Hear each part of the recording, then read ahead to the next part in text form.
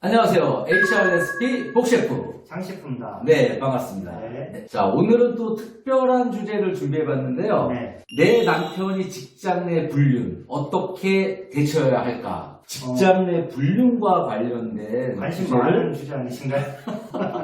선택해봤습니다.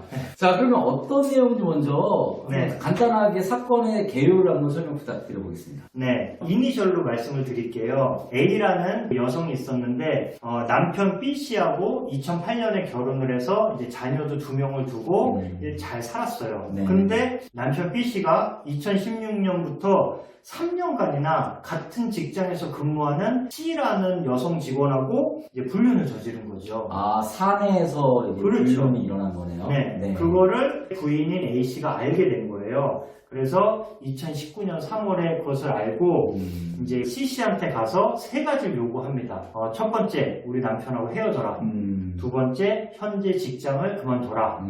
세 번째, 다시는 남편하고 연락하지 말아라. 이렇게 3가지를 요구한 거예요. 그랬더니 이 상간녀라고 그러죠. 이 C씨도 오케이 인정을 하고 이 3가지를 다 이행을 합니다. 연락도 다 끊고 회사도 그만뒀어요. 네. 근데 아내는 이제 분이 사그라들지 않은 것 같아요. 그래서 내가 이렇게 정신적 피해를 많이 받았는데 위자료를 청구해야겠다 그래서 상간녀인 C씨를 상대로 손해배상 청구를 합니다. 아, 그러면 요구사항을 다 이행했음에도 불구하고 네. 이제 위자료 청구 소송을 한 그런 네. 사례네요. 네. 그럼 결론은 어떻게 되는지 좀 궁금하네요. 일단 피고인 C씨는 네.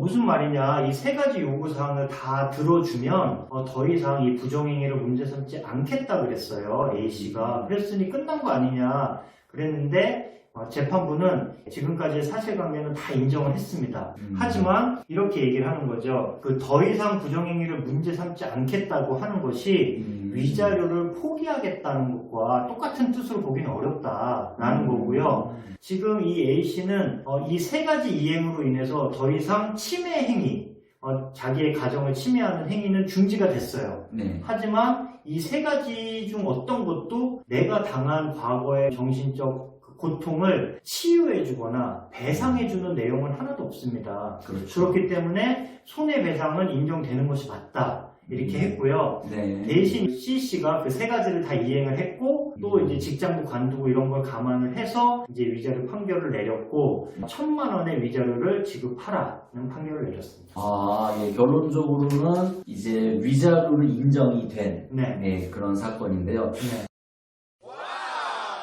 자, 그렇다면 한번 시사점을 한번 저희가 살펴봐야 되는데요. 사생활과 관련된 이런 이슈에 대한 대응에서 회사가 취할 수 있는 행위는 어떤 행위가 있다고 볼 수 있을까요? 일단 개인의 비위행위잖아요. 네. 부정행위를 하는 거. 또 하나는 뭐 도박을 한다든지 아니면 빚이 많아요. 그래서 막 그 채권자들이 계속 연락을 온다든지 이런 것들이 다 개인의 어떤 비위 행위인데 이런 것들을 가지고 회사가 징계를 한다든지 심지어 이제 해고까지 할 수 있느냐에 대한 판단이 필요할 것 같습니다. 아, 그런 경우에는 징계했을 때 징계 정당성이 인정될 수 있을까요? 기본적으로는 개인의 비위 행위를 가지고 회사가 징계하는 것은 어렵습니다. 하지만 이런 개인의 비위 행위가 거기서 끝나지 않고 회사의 업무에 지장을 준다든지 회사의 명예를 훼손한다든지 조직 질서를 문란하게 한다든지 이렇게 징계 사유까지 연결이 되는 경우가 있어요. 네. 이때는 징계를 할 수 있다. 그 다른 판례가 있어서 예를 들어보면요. 계열사 직원인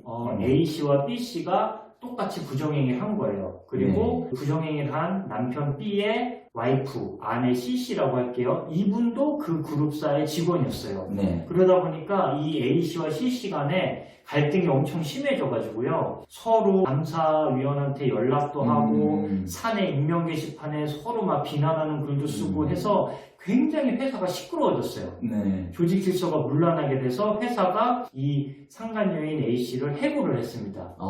네, 그래서 물론 여러 가지 세부 내용을 봐야겠지만 재판부는 이것에 대해서 고등법원이 2심까지는 정당한 해고라고 인정을 했습니다. 아, 그러니까 이런 사내 불륜에 의해서 기업의 명예, 즉 기업의 사회적 가치가 훼손됐다라면 그것은 징계 사유가 된다라고 판단한 그런 사례네요. 그렇죠. 네.